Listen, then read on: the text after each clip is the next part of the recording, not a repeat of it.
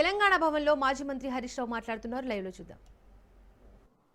అని వాళ్ళు ఏమంటారు?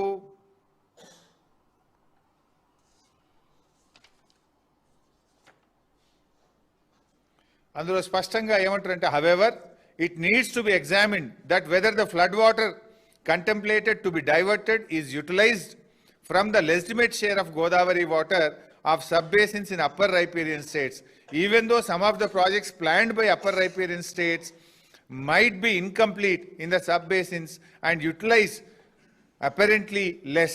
The total planned use of all projects and not the actual utilization in the said sub-basins need to be considered while arriving at the exact quantum of water. అంటే స్పష్టంగా మహారాష్ట్ర ఏం చెప్తుంది అంటే, ఒకటి కృష్ణానదిలో మా వాటా ఉంది 74 టీఎంసీలు పైన ఆపుకుంటాము, ఒక పాయింట్. రెండవ పాయింట్ ఏమంటున్నారు, వరద జలాలు వాడుకునే హక్కు ఉంటే మహారాష్ట్ర మాకు కూడా విదర్భాలో కరువు ప్రాంతం ఉన్నది, మేము కూడా వరద ప్రాజెక్టులు కడతాం, పైన కట్టి లోయర్ పెనుగంగ మీద ప్రాణహిత మీద మేం ప్రాజెక్టులు కట్టి మేం విదర్భకు నీళ్లు తీసుకుపోతా అంటుండు. అప్పుడు ఏమైతే తెలంగాణ పని? రెండిటి చెడ్డ రేవటి. కృష్ణా కర్ణాటక ఏమంటుంది, పైన మేము 112 టీఎంసీలు ఆగబట్టుకుంటా అని కర్ణాటక అంటుంది. మహారాష్ట్ర ఏమంటుంది, పైన కింద ఎన్ని మారుస్తారో దాని లెక్క ప్రకారంగా 74 టీఎంసీలు కృష్ణాలు ఆపుకుంటా, గోదావరిలో కూడా నేను ప్రాజెక్టులు కట్టుకొని విదర్భకు నీళ్లు తీసుకుపోతా అంటాడు. ఇప్పుడు మధ్యలో తెలంగాణ ఏమైపోతుంది?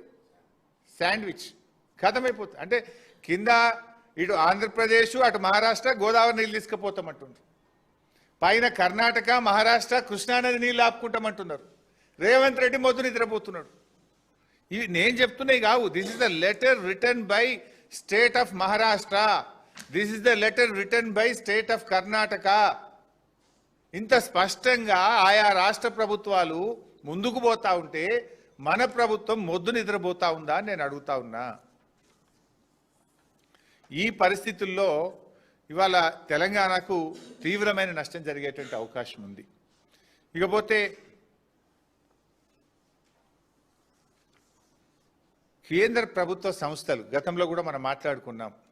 Central water commission, GRMB, Polavaram project authority, అదేవిధంగా ministry of environment and forest. ఈ 4 డిపార్ట్మెంట్లు కూడా గతంలో అసలు ఈ డిపిఆర్ను కన్సిడరే చేయకూడదు, ఇది తప్పు అని రాశారు. అయినా ఇప్పుడు ఎందుకు జరుగుతూ ఉంది? ఎందుకు కేంద్ర మంత్రి గారు మేము ఈ ప్రాజెక్ట్ను మేము అప్రైజల్ స్టార్ట్ చేసినాం, the PFR is currently under the examination అని ఎట్లా రాస్తాడు? నేను అడుగుతా ఉన్న బీజేపీ ప్రభుత్వాన్ని, మన రాష్ట్రం నుంచి ఉన్న కిషన్ రెడ్డి గారు, బండి సంజయ్ గారు, మీకు బాధ్యత లేదా? ఆంధ్రప్రదేశ్ ఇవాళ హక్కు లేని, అవకాశం లేని నీళ్లను మళ్లించుకుంటుంటే, మన హక్కును కాలరాస్తుంటే, మన నీళ్లు తన్నుకపోతుంటే రేవంత్ రెడ్డి పెదవులు మూసుకుంటాడు, కిషన్ రెడ్డి గారు, సంజయ్ గారు పెదవులు మూసుకుంటారు. ఇది ఎక్కడి నీతి?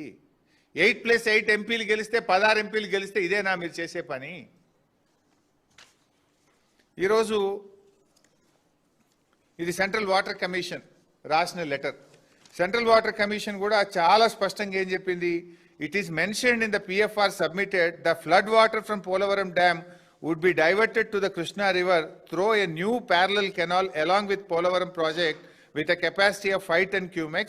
In this regard, it may be clarified how floodwater is being defined, how it consumption of floodwater is being done. స్పష్టంగా ఇది ఎవరు రాసిండ్రు? సెంట్రల్ వాటర్ కమిషన్ రాసింది. ఫ్లడ్ వాటర్ అసలు ఎట్లా తీసుకుపోతావు, దాన్ని ఏ రకంగా దీన్ని మీరు చెప్తున్నారు అని వాళ్ళే రాస్తారు. ఇవాళ బాబు గారు పెట్టిన ఒత్తిడితో బీజేపీ తలొగ్గుతున్నది. ఫైనల్గా నష్టపోయేది ఎవరు? తెలంగాణ కదా. మాట్లాడాల్సింది ఎవరు? రాష్ట్ర ప్రభుత్వం, రేవంత్ రెడ్డి కదా. సెంట్రల్ వాటర్ కమిషన్ చెప్పి ఈ ఆధారం పట్టుకొని సుప్రీంకోర్టు పోతే స్టే దొరకదా? ఎందుకు పోతలేవు నువ్వు? అదేవిధంగా ఇది ministry of environment and forest, వాళ్ళు కూడా టీఓఆర్ ఇవ్వమంటే ఇవ్వడానికి వీల్లేదు అని చెప్పి రిజెక్ట్ చేసిన కాగితం. ఇది పోలవరం ప్రాజెక్ట్ అథారిటీ. అట్లా పోలవరం ప్రాజెక్ట్ అథారిటీ నుంచి నీళ్లు తీసుకుపోవడానికి వీల్లేదు, తీసుకపోతే మొత్తం పోలవరం ప్రాజెక్టు అనుమతులు కొత్తగా తీసుకోవాలని అని రాసిండ్రు. ఎంత స్పష్టంగా రాసిందంటే ఇందులో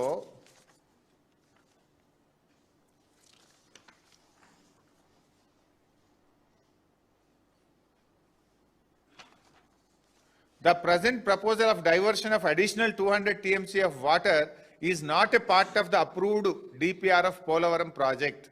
The diversion of additional water from Polavaram project to be studied comprehensively by the relevant organizations of Government of India, taking into account available, dependable water, interstate issues, award of tribunals, and to ensure all the envisaged benefits from Polavaram projects are achieved.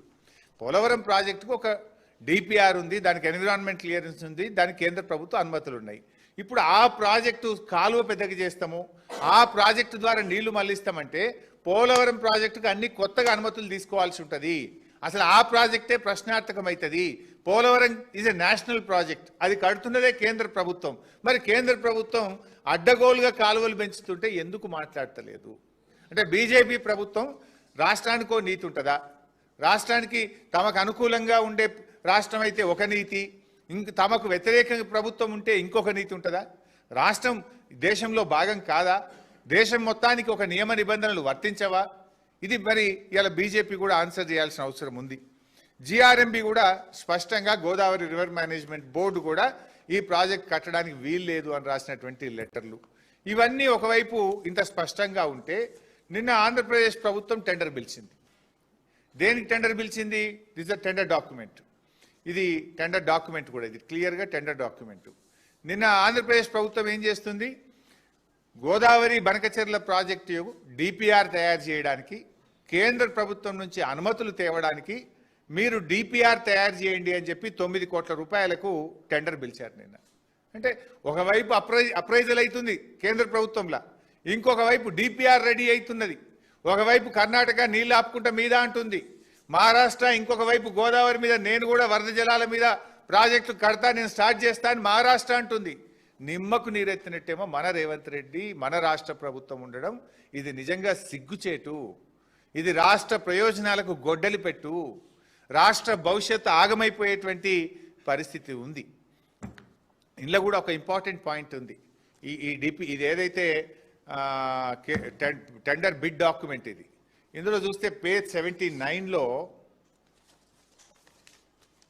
This the page 79 ఈ bid డాక్యుమెంట్లో, ఇందులో ఇదేంది salient features of project arrived based on so and so report.